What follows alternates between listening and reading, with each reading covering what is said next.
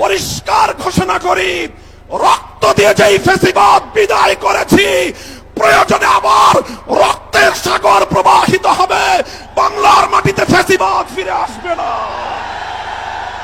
যুদ্ধ করে ফ্যাসিবাদ বিতাড়িত করেছি, যুদ্ধ করেই বাংলার মানুষের অধিকার আদায় করে ছাড়বো ইনশাআল্লাহ।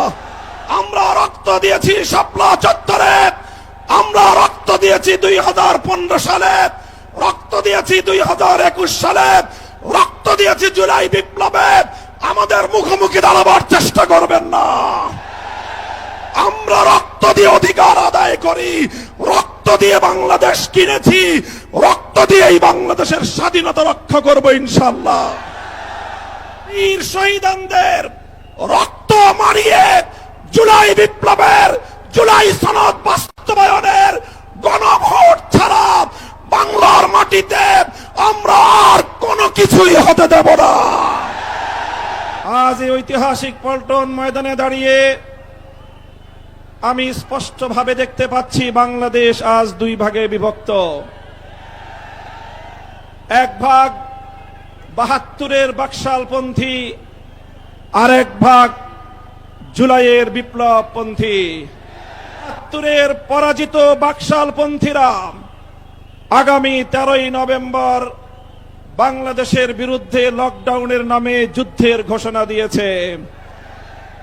আমি ঘোষণা করতে চাই, 13ই নভেম্বর কোন বাকশালপন্থীকে বাংলার রাজপথে আমরা নামতে দেব না। যদি কেউ নামবার অপচেষ্টা চালায়, আমরা তাদেরকে রাজপথে মোকাবেলা করব ইনশাআল্লাহ। আগামী ত্রয়োদশ জাতীয় সংসদ নির্বাচনের পূর্বেই গণভোটের মাধ্যমে জুলাই সনদকে চূড়ান্ত আইনি ভিত্তি প্রদান করতে হবে। জুলাইয়ের বিপ্লবে শাহাদাত বরণকারী বীর শহীদদের রক্ত মারিয়ে জুলাই বিপ্লবের, জুলাই সনদ বাস্তবায়নের গণভোট ছাড়া বাংলার মাটিতে আমরা আর কোনো কিছুই হতে দেব না। তারা জুলাই সনদের বাস্তবায়নকে ঠেকিয়ে দিয়ে বাংলাদেশে আবার ফ্যাসিবাদ কায়েম করবার ষড়যন্ত্র করছে। পরিষ্কার ঘোষণা করি, রক্ত দিয়ে যেই ফ্যাসিবাদ বিদায় করেছি, প্রয়োজনে আবার রক্তের সাগর প্রবাহিত হবে, বাংলার মাটিতে ফ্যাসিবাদ ফিরে আসবে না। আমরা রক্ত দিয়েছি বালাকোটে, আমরা রক্ত দিয়েছি শাপলা চত্বরে, আমরা রক্ত দিয়েছি 2015 সালে, রক্ত দিয়েছি 2021 সালে, রক্ত দিয়েছি জুলাই বিপ্লবে। আমাদের মুখোমুখি দাঁড়াবার চেষ্টা করবেন না।